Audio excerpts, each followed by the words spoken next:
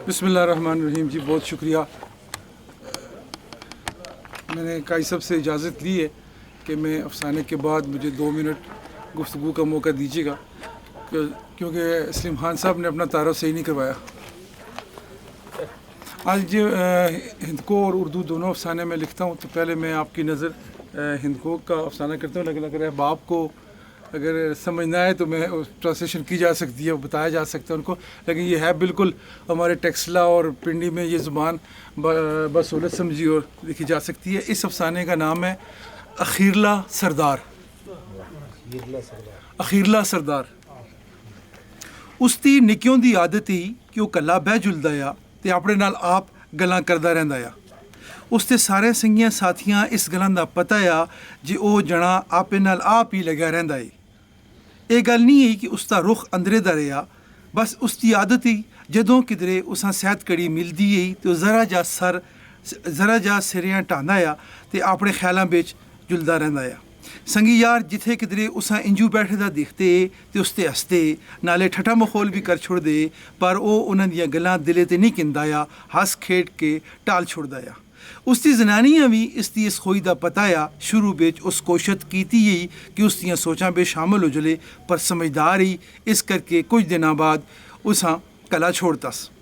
ये अपने प्यो के मरने तो बाद जदों अपने कबीले का सरदार बनया तो तां भी उसकी ये आदत न बदली। हाँ, ये जरूर होया कि हुण उसते कमे अस्ते सेहत घट इस कमे अस्ते घट सेहत लभदी गई, पर वह थोड़ा बहुत टाइम औखियों सखलियों कढ़ किंदा आ।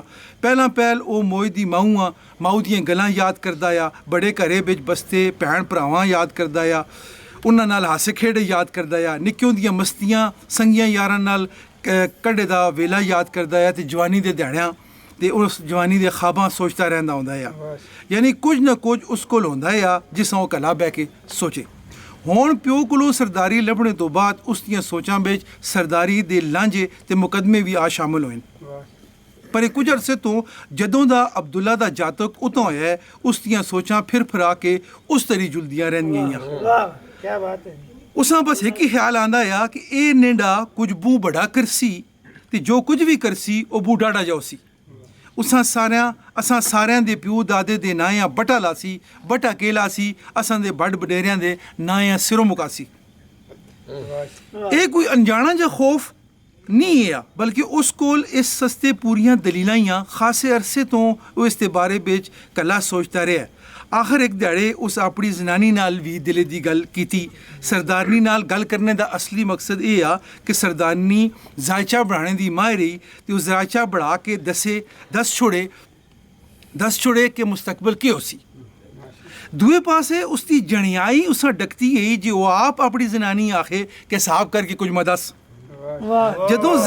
जदों जनानी सरदार की गल सुनी तो वो टाटरी जी रह गई, नालों नाल उसका गुलाबी रंग पीला पशक हो गया। छठी बात हथियांदियों होयों बोली, काबे दी रब दी कसमें होर दुनिया भी यही गल आखती है पई।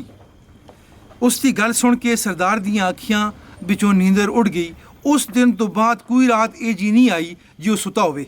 राती जिस वेले सरदारनी पासा प्रतदी आई ते ओ सरदार अपनियां अखियां मीच किंदा आ कि जनानी उसां सारी राती जागने दा मैणा न देवे। कुछ ध्याड़ियां बिच ही सरदार दे सारे बाल चिट्टे हो गए। संगी साथियां भी उसके अंदर आने वाली इस तब्दीलियां देखा, पर उन्हें कुछ समझ ना आई कि सरदारियां होए दा ते होए दा केवे। जिन्हें कुछ समझ लगी तो उन्हें सरदार नाल गल लाई, पर इस जदों दौर न लाई तो जने भी चुप कर गए। सरदार दी समझदारी, अकलमंदी और आर तो सारे वाकुफ है। सारे हैरान है कि एजा की हो गया वे कि असां दे सरदार दियां अखियां तले काले दायरे पे पैंदन। एक शामी जदों सरदार अपनी सोचा मोंडे ते लदे दा घरे मुड़िया ते जनानी पसारे बिच मिट्टी दे फर्शे ते लकीरां चिक्की दियां। वो जायचे बिच इंजू डुबी दी कि सरदार दे आने दा उसां जरा पता न लग्या। सरदारां भी पता है जी वो के भी कर दिए। सरदार उसके सामने चुपचाप बह गया। वो कलसिरी लगी रही। थोड़ी छठी बाद उसा पता चलिया, उस सिर च आया तो देखा सरदार उस कोल बैठे दिया ते सरदार दियां सवाल कर दियां अखियां उसके चेहरे ते टिकी दियां। वो कुछ भी ना बोली ते सरदार भी मुँह कुछ ना बोलिया। वो हथों ਉਹ ਹੱਥੋਂ ਜ਼ਾਇਚੇ ਕੋਲੋਂ ਉੱਥੋਂ ਜ਼ਾਇਚੇ ਕੋਲੋਂ ਉੱਠੀ ਤੇ ਸਰਦਾਰ ਕੋਲ ਆ ਬੈਠੀ। ਸਰਦਾਰ ਆਪਣੀ ਝੋਲੀ ਵਿੱਚ ਆਪਣੀ ਪਗੜੀ ਲਾ ਕੇ रखी दी। सरदारनी उचा के अपनी झोली में रखी। सरदार उठ खलता ते बोलिया, वाकई हैं? सरदारनी बोली, सरदारनी बोलना चाहती गई पर उसकी आवाज़ नहीं पी निकलती गई। मेरे मजाजी खुदा मेरिया लकीरां ते यही पियां दस्तियां।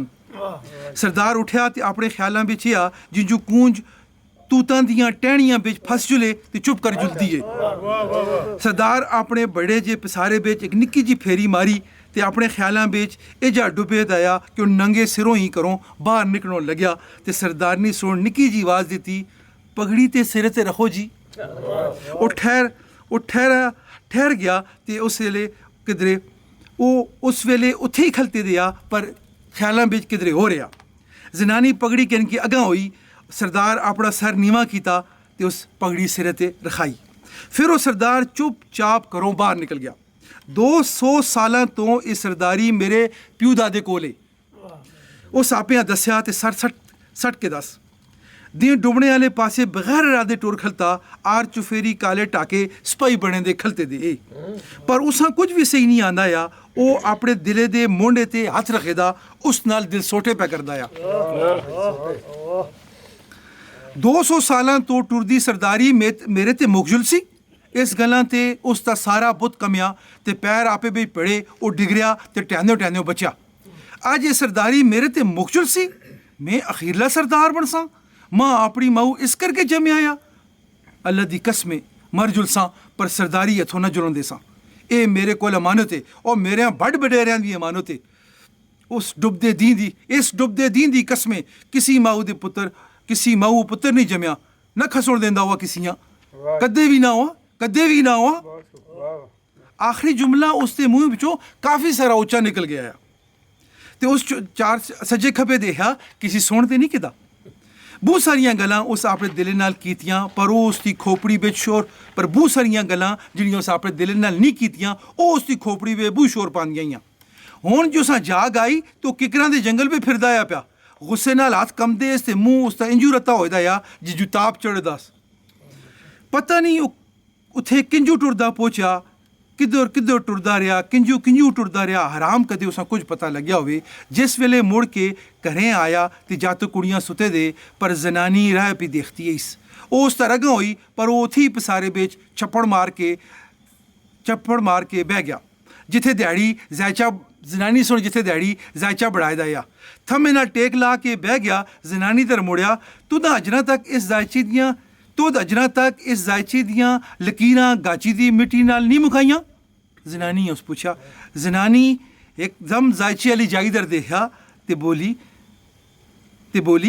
मैं ते दिहाड़ी गुलेड़ी वाली मिट्टी नाल नुकरानी आख्या या इन्हां मिटा छोड़ ते लकीरां ते मिट्टी दियां मेरियां अखियां देखदियां पियां। ये लकीरां ते सारियां मासियां आंदियां पियां। फिर उस जागीदार देखा ते बोलिया लकीरां ते नहीं बुझी दियां। जनानी गल बदलने से गल आई किधर गए दे हो तुसी सारी दिहाड़ी सही नहीं आयो। जनानी लाडे नाल पूछा। चुप चपीता छत्तियां देखने लग गया। मुंह पखताया पिया अखियां रत्तियां लाल ते होंठ नीले खूद। जनानी सरदार दा ये हाल देख के ते डरी गई। ओ मोई दी आवाज़ां भी बोली खैर उसी मेरे सरदार काबे दी रब दी कसम उसकी आवाज़ ही पी दसती गई कि हुण खैर नहीं। कसमां सुन भी उसकी जुमले बिच जोर नहीं पाया। सरदार पोलियों जा बोलिया सरदारनीए मुक गई आ सरदारी तेरी मुक गई आ। के जवाब देसां प्यू दादियां उन्हां दियां रूहां। डर ते खौफ दी चुगली खांदी आवाज़ां नाल वो फिर बोली कुछ नहीं होंदा आओ कुछ खाओ ते नाले तला हो जरा जा आराम दा करो दा आराम करा। वो उस वेले उत्थे नहीं आ पता नहीं ख्यालों बिच कित्थे फिरदा आ ते केह् पिया सोचदा आ। आखनी शायद कड़ी नींदर करके नो उसकी बांह पकड़ने की कोशिश की। मैं सह रवां खालियां अखियां सरदारे दे मुँह ते जनानियां पहली बार दिसियां तो बहुत सारियां डरावनियां लगियां। गल सुनने बखते उस शहर तो बाहर एक बहुत बड़ा लश्कर किन के आन बैठी ते सारियां पासे भांबड़ बलदे नहीं पे। ये सुन के नाल ही सरदारनी दा रंग पीला हो गया। डरे नाल सिकंडे चढ़ गए तो कमदी आवाज़ां नाल बोली हाय वाह मेरे रबा ये ध्याड़ा अजना देखना रहना आ। मैं भी सुननी पर मैं ते अफवाह समझी सारे लोग ये गल पे करदे न मैं हैं ये पक्की खबर है अपनी अखियां नाल देख के आया मुक गई सब कुछ। दोए सैत एक चुप कीते रहे एक दुआ देखते रहे। यकदम सरदारनी उछली ते बोली गल सुनो उथों अब्बास भराऊ ना गल ते करो। हैं अब्बास नाल? सरदार दी अखियां छत्ते तो हट के पहली बार जनानी दी अखियां ते ठहरियां जिंजू कोई उम्मीद दिसी होवेस। जनानी अपनी गल जारी रही उठो दा हूँ ही जुलो किस तरह अब्बास बिन अब्दुल मुतलिब ने भराऊ नाल गल करो वो जरूर कोई हल कढसी। क्या बात है, क्या